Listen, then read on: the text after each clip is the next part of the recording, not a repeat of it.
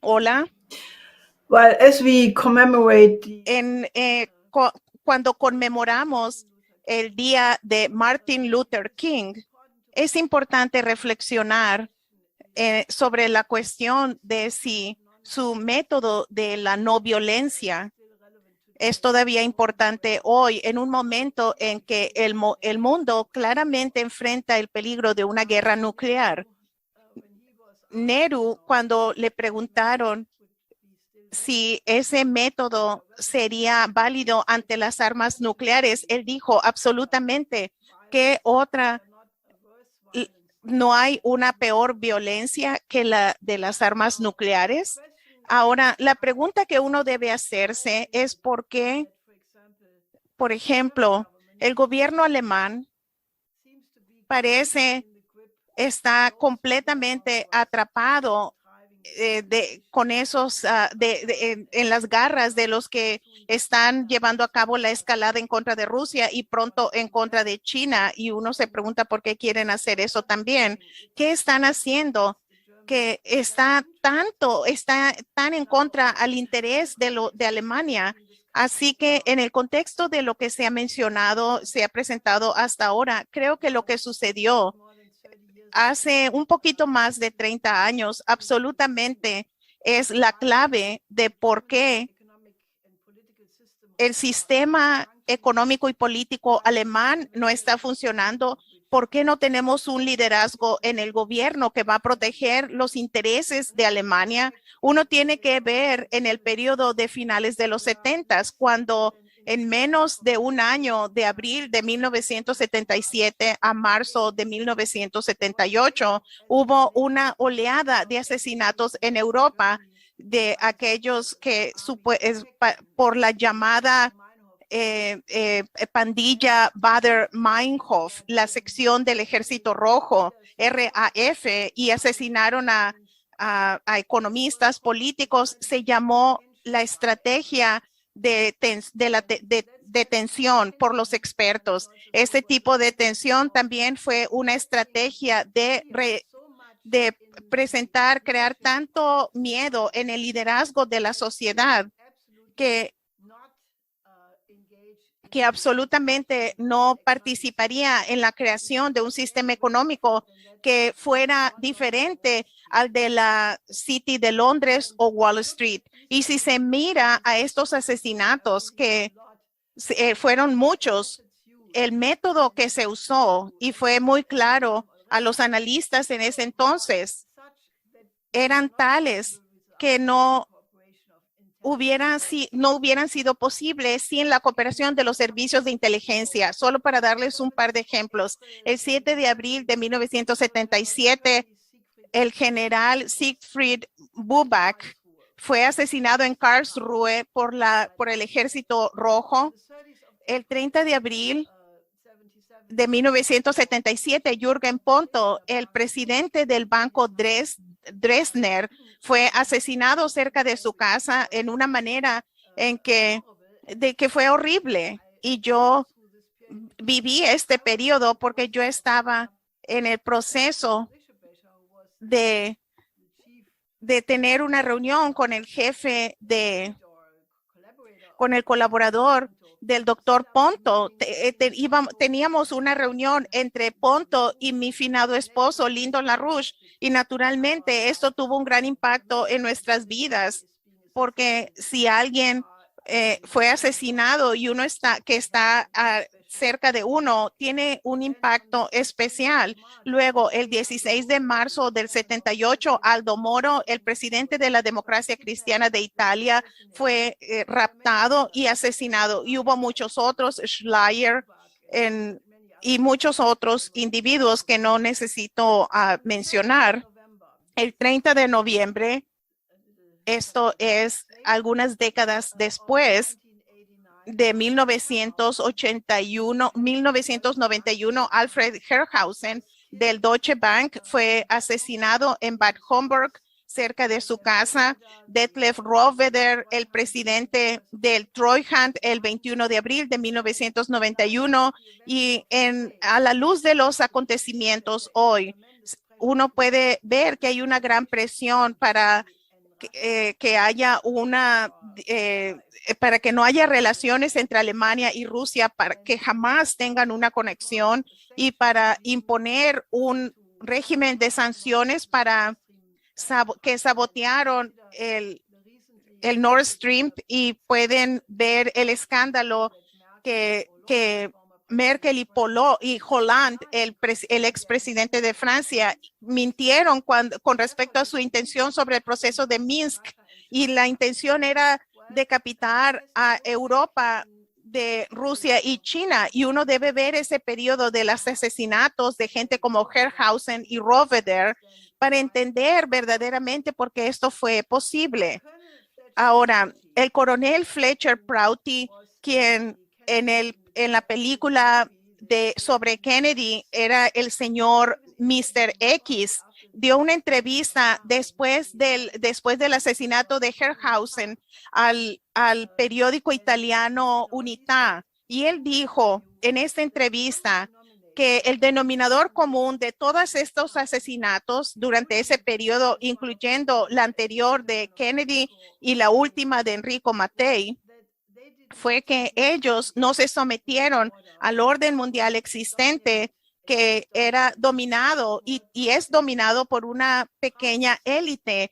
Prouty dijo, y estábamos en contacto con él, nos los dijo, la importancia del asesinato de Herrhausen para Alemania e incluso para el mundo era tan grande como el asesinato de Kennedy para Estados Unidos. Si uno considera en ese entonces, en noviembre de 1989, el mundo estaba ante el colapso de la Unión Soviética. Europa Oriental tenía un gran cambio y en Alemania la unificación estaba a punto de suceder, se podía ver, y durante que era algo que no se había sucedido durante todo el periodo de posguerra. Prouty dijo que la clave del asesinato de Herrhausen fue el discurso que iba a dar una semana más tarde en Nueva York ante el Consejo estadounidense sobre Alemania, donde iba a presentar su visión de darle forma a las nuevas relaciones entre el este y el oeste, que hubiera dado el desarrollo después de 1989 una dirección dramáticamente diferente.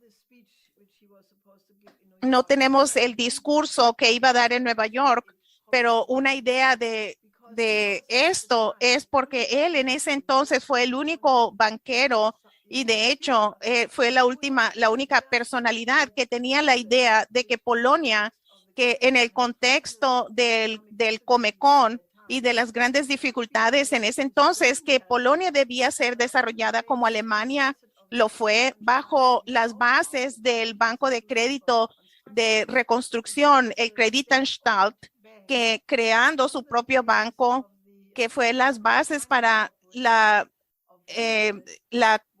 Corporación Financiera para la Reconstrucción de Roosevelt. Esto que ayudó a la reconstrucción de Alemania en el periodo de posguerra y lo que creó el milagro económico alemán.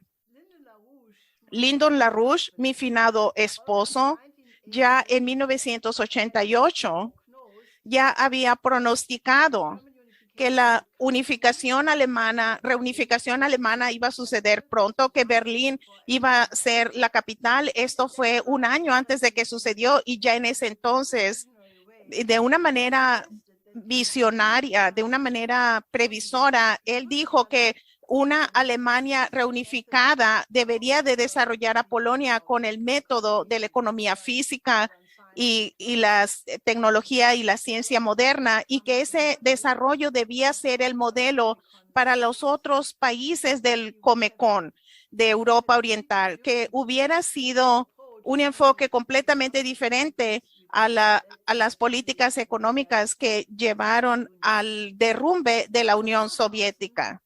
Herrhausen tenía una idea similar. Él no nos preguntó a nosotros, no sé, pero él pensaba de la misma manera. Herrhausen ya en 1987, en una reunión de sus colegas en el Deutsche Bank, él dijo que estaba muy impresionado sobre su discusión con el presidente mexicano Miguel de la Madrid, con quien habló sobre la crisis de la deuda en los países en desarrollo, que estaba volviéndose muy fuerte, muy grave. Y Herrhausen dijo que en esta situación no se debía permitir y uno debía estar en silencio, callado, sino que debía haber un alivio a la deuda. Él fue rechazado completamente por sus colegas en el programa Arte Televisión el 18 de noviembre del 2012 sobre Herrhausen, y en esa se informa que el sacerdote católico que era amigo de Herrhausen dijo que Herrhausen le dijo que ya no podía proteger un sistema donde un pequeño grupo de personas tenían grandes beneficios, donde la gran mayoría de la humanidad no podía sobrevivir. Este sistema no podía sobrevivir y que por eso él quería que hubiera alivio a la deuda, y ya era un pecado cardenal que le costó su vida.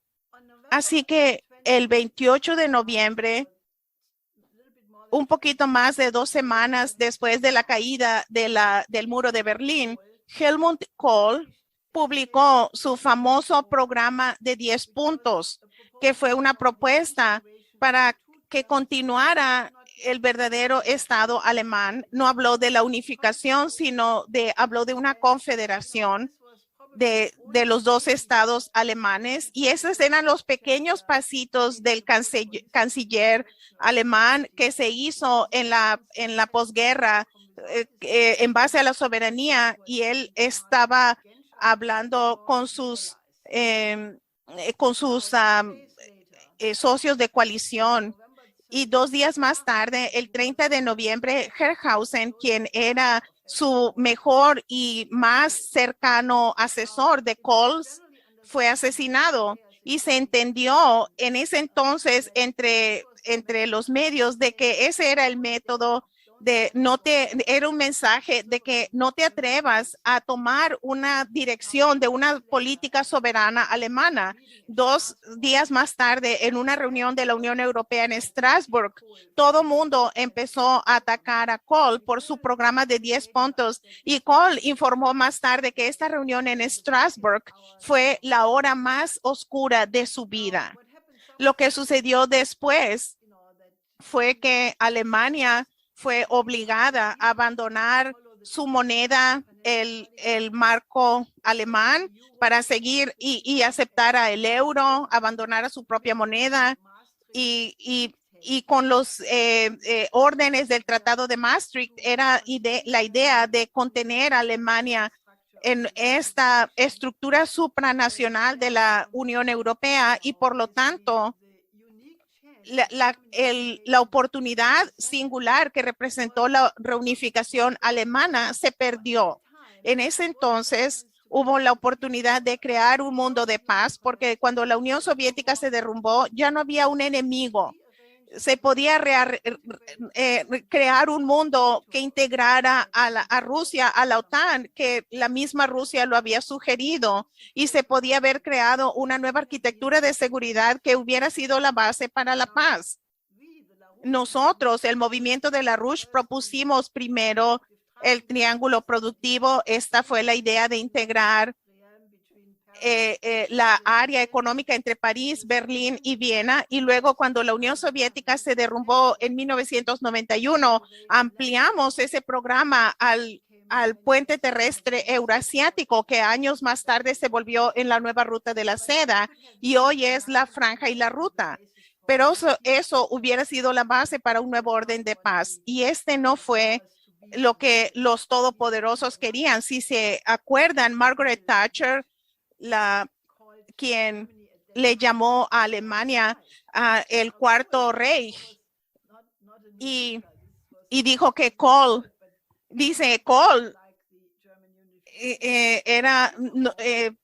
Kohl no era perfecto, pero no era un nuevo Hitler, y no estaba de acuerdo con la reunificación. Y Jacques Attali dijo que Mitterrand amenazó a Alemania si si Alemania no aceptaba el euro.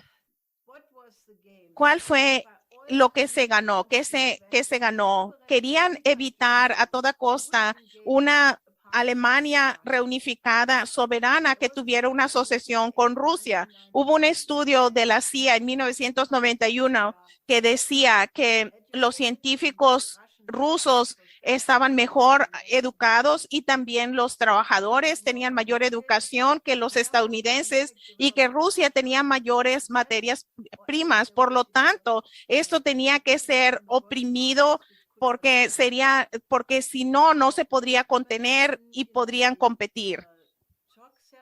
Y se llevó a cabo la terapia de choque que redujo la capacidad industrial de Rusia en un 30% de 1991 a 1994. El economista ruso Sergei Glasiev escribió un libro que le llamó Genocidio, que nosotros publicamos en ese entonces. De cualquier manera, iban a evitar que el potencial científico y tecnológico de Alemania y de la industria alemana tuviera una alianza con Rusia. Esta fue la razón por la cual asesinaron a Herrhausen y poco después Rohwedder, quien era muy famoso, era un industrialista muy decente él había sido el presidente de la Treuhand, que era la organización que iba a privatizar las compañías estatales de la Alemania Oriental, que bajo el socialismo eran compañías del Estado, y él iba a privatizarlas. Y después se dio cuenta que las consecuencias sociales de estas privatizaciones desenfrenadas que no se podían aceptar, eran inaceptables, y él dijo, no lo vamos a hacer así. Y él creó la frase famosa, primero la reorganización y luego la privatización para que fuera socialmente aceptable. Y Herrhausen y también Rohwedder fue asesinado por la RAF fantasma, la tercera generación que nadie había visto. Y hubo programas en Alemania que decía es dudoso que esta generación de la RAF existiera, que podría haber sido un cuento de los servicios de inteligencia que tenía la capacidad de asesinar a esas personas. Después de que Rohwedder fue asesinado, luego la hija de otro banquero tomó el control del banco y ella llevó a cabo la privatización de todas estas compañías. El efecto que tuvo esto en la población de Alemania, de la antigua Alemania Oriental, muchos de ellos, y yo he hablado con muchos, ellos sintieron que les robaron toda su vida, que su identidad de Alemania Oriental, en donde ellos habían crecido, les robaron tal identidad. Y todavía hay varias organizaciones que no aceptan el 3 de octubre, que es el día feriado nacional, es una celebración de la unificación alemana. Herrhausen le dijo a la junta de su banco el mismo día en que Kohl anunció el programa de 10 puntos en noviembre del 88, de que él quería llevar a cabo una reestructuración profunda del sistema financiero para remediar la deuda del tercer mundo, y su esposa y un libro informaron que él despidió al presidente del Deutsche Bank de ese entonces porque los otros colegas en el banco rechazaron sus ideas. La señora Herrhausen informa que su esposo llegó a casa muy deprimido esa tarde. Y en la mañana, antes de que fuera asesinado, él dijo, yo no sé si voy a sobrevivir esto. Y unas horas más tarde, él fue asesinado. Así que lo que sucedió básicamente es que